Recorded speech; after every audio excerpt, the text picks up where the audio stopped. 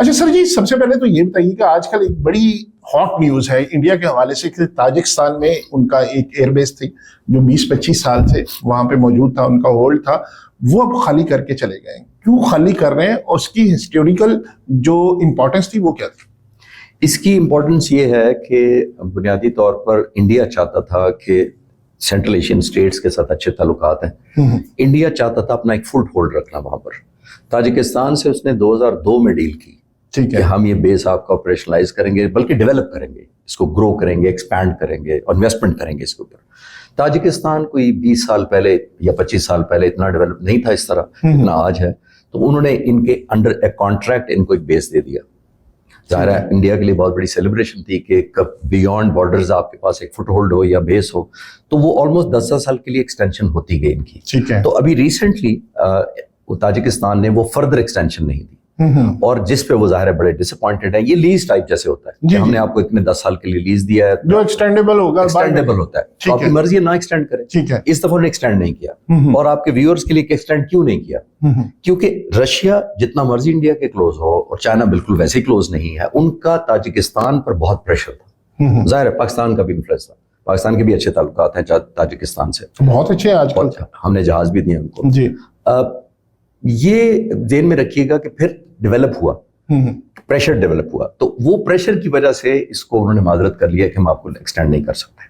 اچھا یہ کوئی چائنا کی اس میں بھی چائنا کا بھی رول ہے یا پاکستان کو اس کا کیا فائدہ ہو سکتا ہے؟ دیکھیے جیسے میں نے کہا وہ تو ایک فٹ ہولڈ بہت امپورٹنٹ ہوتا ہے نا آج کل. آپ کو دوسرے ملک میں ایک بیس مل جائے، آپ فلائنگ کریں گے، آپ الیکٹرانکس ہے، آپ سرویلنس کر سکتے ہیں، آپ سیٹلائٹ ڈیٹا اکٹھا کر سکتے ہیں، آپ انفارمیشن لے سکتے ہیں. آپ کا ایک اسٹیشن بن گیا نا ایک اور جگہ پہ ملک سے دور. جیسے امریکہ پوری دنیا میں اپنے رکھتا ہے اسٹیشنز، وہ اسی لیے رکھتا ہے کہ اس کا فٹ ہولڈ رہے، اس کی پریزنس رہے. اچھا یہ پاکستان میں اس کا بارڈر مطلب بہت قریب سے یہ والا ہمارا یہ لگتا تھا، اگر وہاں پہ ان کی مطلب فٹ پرنٹس ہوتے تو یہ ان کے لیے بڑی آسانی بنی. جی یہ دیکھیں ایک سائیکولوجیکل بھی بڑا ہوتا ہے جب آپ کا ایک بیس ہوتا ہے دشمن کے دوسری طرف اکراس بیسیکلی، اور یہ بڑی اسٹریٹجکلی امپورٹنٹ لوکیشن ہے. سینٹرل ایشین اسٹیٹس ہیں، نیچے افغانستان ہے، اس سے نیچے ایران ہے، اس طرف دیکھیں ترکی ہے. تو یہ لوکیشن وائز بڑا اسٹرانگ تھا یہ جگہ.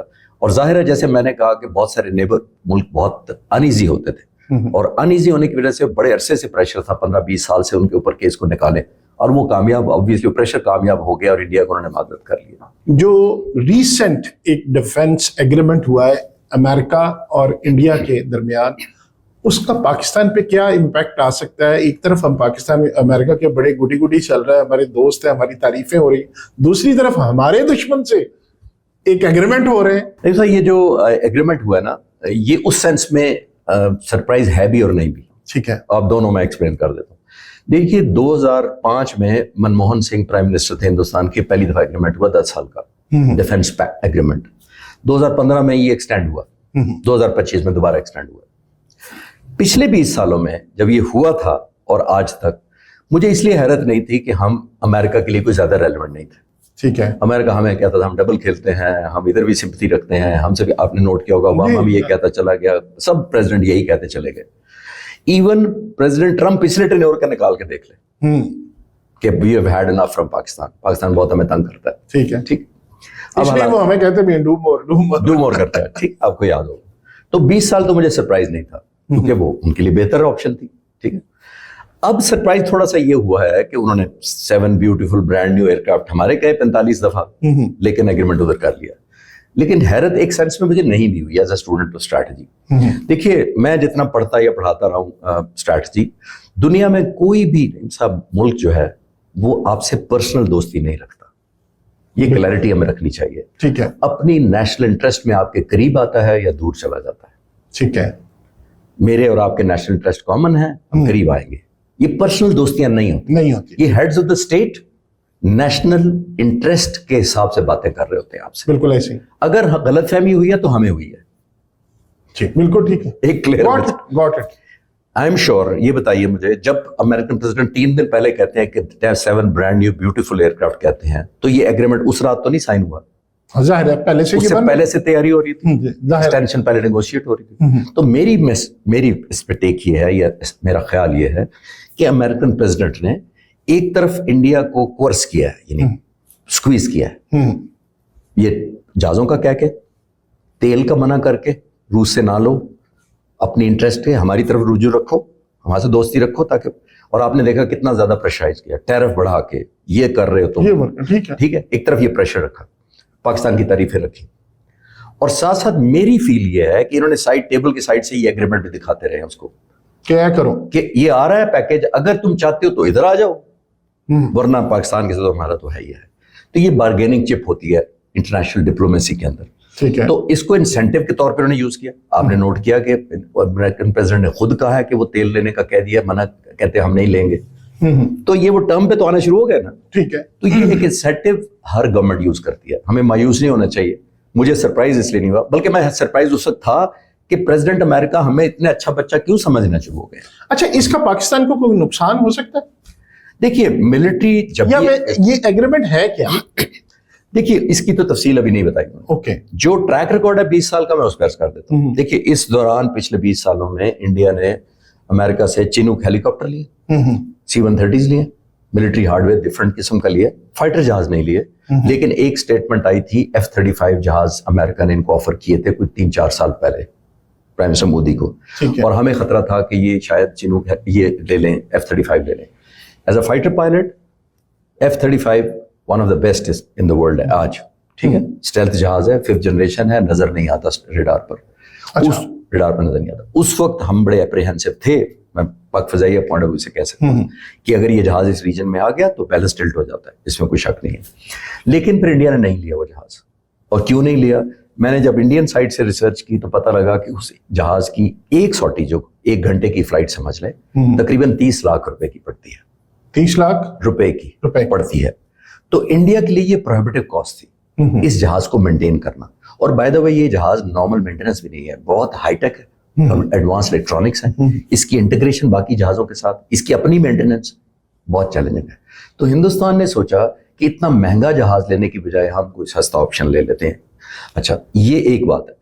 مجھے نہیں آئیڈیا کہ اس پیکج کے تحت اب امریکہ کیا آفر کرے گا, کوئی میننگ فل کرے گا, یا کوئی ہیلی کاپٹر, اپاچی ہیلی کاپٹر, یا کوئی گن شپ ہیلی کاپٹر دیتا ہے, یا فائٹر جہاز دیتا ہے, یا کیا دیتا ہے. وہ جب انفولڈ ہوگا تو ہم بہتر پوزیشن میں ہوں گے. اچھا, یہ جو ڈیفنس ایگریمنٹ ہوتا ہے اس میں آپ اپنے ویپنز دے سکتے ہیں, خرید سکتے ہیں, یا جس طرح ہم نے کیا لوگوں نے وہ ایک جو ہمارا پاکستان اور سعودی عرب کے ساتھ ایک ایگریمنٹ ہوا جس میں کہا ان پہ حملہ ہم پہ حملہ, تو کیا انڈیا کا ڈیفنس اس طرح کا بھی جو پہلے سے تو موجود ہے جس طرح آپ کہہ رہے ہیں کہ یہ ایکسٹینشن ہے, تو اس میں یہ تھا؟ نہیں جی, یہ وہ والا relax and stay at peace والا چکر ہے. یہ والا ایگریمنٹ نہیں ہے کہ تم پہ حملہ ہمارے پہ حملہ. ڈیفنس ایگریمنٹ کا مطلب ہوتا ہے کہ ہم میوچل ایکسرسائز کریں گے. ریڈ فلیگ ایکسرسائز ہے, انڈیا آلریڈی کر رہا ہے ان کے ساتھ, امریکہ کے ساتھ. اور میں بتاتا چلوں ایک اور انٹرسٹنگ بات, میں میاں بھول نہ جاؤں, انڈس شیلڈ ایکسرسائز ہم نے بھی کی تھی. ہم نے 26 ملک 2024 میں, اور میں آپریشنل بیس پر پورا دن گزارا تھا میں نے. تو وہاں مجھے ایک ٹرکش ایئر فورس کا پائلٹ ملا, اور میں نے کیونکہ ٹرکی میں وار کورس کیا ہوا ہے 2003-4 میں, مجھے ٹرکش لینگویج بھی آتی تھی, تو میں نے ذرا کنیکٹیوٹی میری اچھی ہو گئی لینگویج کی وجہ سے. بڑا حیران ہوا جب میں نے ٹرکش بولی اس کے ساتھ. تو وہ میں نے اسے ایسے ہی پوچھا دوستی یاری میں کہ تمہارے کدھر کدھر ایکسرسائزز کی ہیں تم, اور کدھر جاتے ہو؟ تو اس نے کہا میں ریڈ فلیگ بھی کر چکا ہوں امریکن کے ساتھ. تو میں ظاہر ہے کہ as a student of air power میں نے کہا پوچھوں کہ وہ کیسی ہوتی ہے, ان کی کیسی ہوتی ہے, اس کا تو مجھے پتا تھا. تو اس نے کہا کہ سر وہ جو ریڈ فلیگ ہے وہ it's a very good aircraft, but میں آپ کو بتاؤں کہ پاکستان ایئر فورس کی جو انڈس شیلڈ ہے یہ کئی جگہوں پہ ان سے بھی اچھی ہے. اچھا, تو یہ میں اس ملک کو, لوگوں کو, پاک فضائیہ کو کمپلیمنٹ کرنا چاہوں گا کہ ٹرکش ایئر فورس کا پائلٹ, اور اس پائلٹ نے F-35 اڑایا ہوا تھا. وہی جہاز جس کا میں عرض کر رہا ہوں. جی جی. تو وہ اتنا سیزن پائلٹ تھا, اور اس نے کہا کئی چیزوں میں آپ کی ایکسرسائز ان سے آگے ہے. تو میں کہنا چاہ رہا ہوں کہ انڈین وہ ریڈ فلیگ ایکسرسائز امریکن کے ساتھ کرتے آئے ہیں. ایکسرسائزز ہوتی ہیں, انفارمیشن ہوتا ہے, انٹیلیجنس شیئرنگ ہوتی ہے, کوئی ہارڈ ویئر لینا ہو تو لیتے ہیں. لیکن ابھی جیسے میں نے کہا کہ اگر کوئی میننگ فل ہارڈ ویئر جو پاکستان کو تھریٹ کرے وہ آئے گا تو پھر ہم بہتر پوزیشن میں ہوں گے کمنٹ کرنے کی. اچھا, یہ نارمل ہے, اسے پریشان ہونے والی بات نہیں. اچھا سر, ایک اور سوال بڑا امپورٹنٹ ہے کہ کل بلکہ ہم ایک کھانے پہ بیٹھے ہوئے تھے تو ایک دوست نے سوال کیا, میں وہ آپ سے سوال کر لیتا ہوں. اس نے تو ویسے ہی سب دوستوں سے پوچھا کہ آپ ایک سوال کا جواب دیں. کو اسرائیل جو حماس کا جو معاہدے چل رہے ہیں ہوا, اس میں افواج جانی تھی, انہوں نے پاکستانی افواج کو کیوں کہا کہ وہ یہاں ڈپلائی کر سکتے ہیں, اور ترکی کے افواج کو کیوں کہا کہ یہ یہاں نہ آئے؟ دیکھیے اس میں ایک اچھی بات بھی اور ایک مجھے تھوڑا خدشہ بھی ہے. اچھی بات تو یہ ہے کہ آنر ہے, سب لوگ کہتے ہیں جی ہم سیز فائر میں کنٹریبیوٹ کریں, فلسطین بھائیوں کے کام آئیں. جو اچھائی ہیں میں اس کو بالکل نہیں چیلنج کر رہا ہوں, بالکل میں متفق ہوں. اسرائیل کا جو ٹریک ریکارڈ ہے وہ اچھا نہیں ہے. یہ ایگریمنٹ جو آلموسٹ جتنے نکات لکھے گئے تھے اگر آپ غور سے پڑھیں تو اس کے اندر فالٹی ہے. میں اس دن سے کہہ رہا ہوں جب یہ ایگریمنٹ ہوا تھا, فالٹی اس طرح ہے کہ اس کے اندر جج اور جیوری اسرائیلی ہے. ٹھیک ہے. نہ حماس ہے, نہ یہ 8 ملک ہیں جو بیٹھے تھے, نہ پریزیڈنٹ ٹرمپ ہیں. اور پریزیڈنٹ ٹرمپ کی انکلینیشن آپ کو پتا ہے, اگر چوائس ہو بٹوین حماس یا مڈل ایسٹ تو ادھر ہی ہوگی. اس کے اندر یہ لکھا ہوا ہے کہ اگر کوئی وائلیشن حماس نے کی تو پھر ظاہر ہے یہ معاہدہ ختم ہوگا. امریکن پریزیڈنٹ نے کہا کہ اگر کوئی ایسی ایسکلیشن کی حماس نے تو میں پورا وزن ڈالوں گا ٹورڈز اسرائیل. ٹھیک ہے. ٹھیک ہے, اس کا مطلب جج جوری تو ایک طرف ہو گئے. جی. مجھے جو خطرہ ہے وہ یہ ہے کہ کوئی فالس فلیگ آپریشن کر کے اسرائیل اس کو ریووک نہ کر دے. اچھا, وہ کیوں نہ کر دے جو ایگریمنٹ ہوا کیوں نہ کر دے. اس وقت سے میری ایک ہی ٹارگیٹنگ تھی اور یہ فوکس ایک تھا, وہ یہ تھا کہ اسرائیل کا ٹاپ فوکس اس کے صرف یرغمالی ہے. ہاں, وہ ان کو واپس لینا. وہ میں معاہدے سے پہلے بھی یہ کہتا تھا کہ اس کا سارا فوکس اسرائیلی یرغمالی ہے, خاص ڈیڈ باڈیز نہیں, زندہ. بہت پریشر تھا, ان پر مقدمے چل رہے ہیں, ان کی جو اپوزیشن ہے بہت اسٹرانگ ہے, اگلے سال ان کا الیکشن ہے. ٹھیک ہے. یہ سارے ڈائمینشن کو جب ملائیں تو ان کو یہ پریشر, اور دنیا کے 150 ملکوں نے چاہے انفارملی صحیح فلسطین کو ریکگنائز کر لیا, تو کتنا بڑا سائیکولوجیکل پریشر ہوگا. یہ نیتنیاہو ابھی یونائٹڈ نیشنز گئے تو آلموسٹ ہال خالی ہو گیا. تو یہ ساروں کڑیوں کو ملائیں, وہ پریشر ریلیو کرنے کا طریقہ یہ تھا کہ کوئی ایگریمنٹ کر لیں. ایگریمنٹ میں انہیں یرغمالی آلموسٹ لے گئے سارے اپنے. دیکھیں, اسی چیز کا مجھے خطرہ تھا کہ کوئی فالس فلیگ آپریشن کرا کے وہ پل آؤٹ کر لیں گے. ایک بات. اب آپ کا سوال کہ ترکی اور پاکستان کے متعلق کیوں ہے, تو ہمیں بڑا کانشیس رہنا چاہیے. اسرائیل کے ہم نے آج تک جب سے اسرائیل بنا ہے 78 سالوں میں اس کے 5 جہاز ایئر کامبیٹ میں تباہ ہوئے ہیں, سارے پاکستانیوں نے مارے ہیں. اچھا, یہ ذہن میں رکھیے. ٹھیک ہے. تو پاکستان کے ساتھ اسی ایک ایلیمنٹ آف ڈسکمفرٹ نہیں, اگر اس سے بھی زیادہ کوئی لفظ ہو میں سخت نہیں استعمال کرنا چاہتا, وہ 78 سالوں سے ہے. ٹھیک ہے. ہمارے پائلٹس یہاں سے والنٹیئر کر کے گئے تھے. اگر میں یہ کہوں, میں کہہ سکتا ہوں, اگر میں یہ کہوں کہ وہ اصل جو دشمن سمجھتے ہیں تو وہ پاکستانیوں کو سمجھتے ہیں. بالکل ٹھیک ہے. ٹھیک ہے. اور آج کا نہیں ہے, اور وہ ٹکر بھی پاکستانی دیتے. دیکھیں, میں as a young fighter pilot ہم اپنے کوٹا نیوکلیر پلانٹ کا ڈیفینڈ کرتے رہے. ہمیں 2 ملکوں سے ہی خطرہ تھا, ہمارا نیوکلیر پلانٹ پر حملہ کون کرے گا, اور دونوں کو آپ کو راکٹ سائنس تو نہیں چاہیے, کوئی کیلکولیٹر تو نہیں چاہیے. ہاں بالکل. بس تو یہ میں عرض کرتا چلوں کہ وہ بہت زیادہ ان ایزی ہے. تو ہمیں بڑا کانشیس انٹری کرنی چاہیے, بیکاز خدا نہ خواستہ وہ ہمیں نہ سیبوٹاج کر دے ہمارے فوجیوں کو, جو ہمارا ٹروپس پریزنس ہوگی اپنے ہی لوگوں سے فالس فلیگ کرا کے ڈبل نہ کھیل جائے کہ یہ حماس نے مارا ہے یا یہ حملہ نے کیا ہے. اور ایک اور آخری بات اس سوال کے جواب میں صاحب میں ضرور عرض کرتا چلوں, دیکھیے ہم سب کہہ رہے ہیں 2 چیزیں ہمیں ضرور ذہن میں رکھنی چاہیے. یہ جو ڈپلائمنٹ ہو رہی ہے یہ یونائٹڈ نیشنز کا مینڈیٹ ابھی تک نہیں ہے. ٹھیک ہے, نہیں بھولنا چاہیے. یہ امریکن پریزیڈنٹ کا مینڈیٹ ہے اس وقت, یا ان کا اسپانسرڈ ہے, یوز کریں ان کا گارنٹیڈ کہہ لیں, جس طرح مرضی یوز کر لیں. یونائٹڈ نیشن نے اس کو UN فورسز نہیں کہا. بالکل ایسے ہی پوری دنیا میں UN فورسز ڈپلائے ہوتی ہیں. امریکہ کے کہنے پہ 8 ملک یا 6 ملک یا جو بھی ہوں وہ ڈپلائے نہیں ہوتے. پہلی بات یہ. دوسری بات یہ ہے کیونکہ یونائٹڈ نیشنز کا یہ نہیں ہے مینڈیٹ, تو لا یا رولز کیا ہوں گے یہاں پہ انگیجمنٹ کے.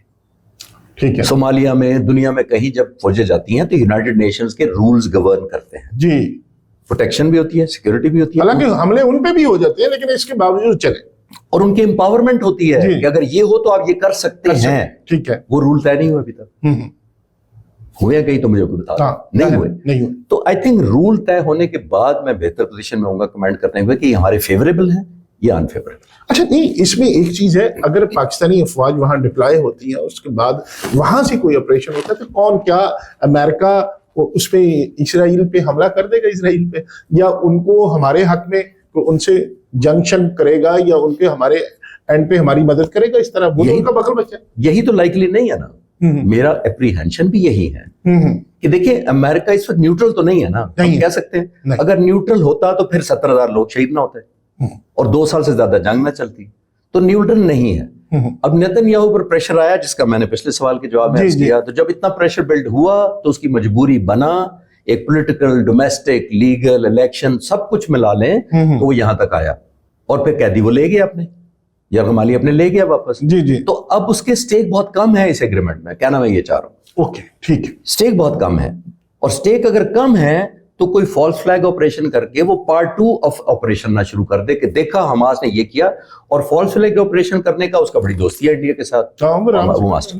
اچھا, اس پہ وہ جو عام ایک جنرل پبلک کی رائے ہوتی ہے, یہ ایک عام آدمی ایک شہری کی حیثیت سے وہ بات کرتے تھے کہ یار وہ اس لیے کیا, دوسرے دوست نے جواب دیا کہ یار وہ اس لیے کیا کہ پاکستانی فوجیوں کو ٹریپ کرنا آسان ہے, تو ان کا ترکیہ والوں کا کبھی بھی ارطغرل جاگ سکتا ہے, تو وہ اس سے ڈرتے بھی ہیں.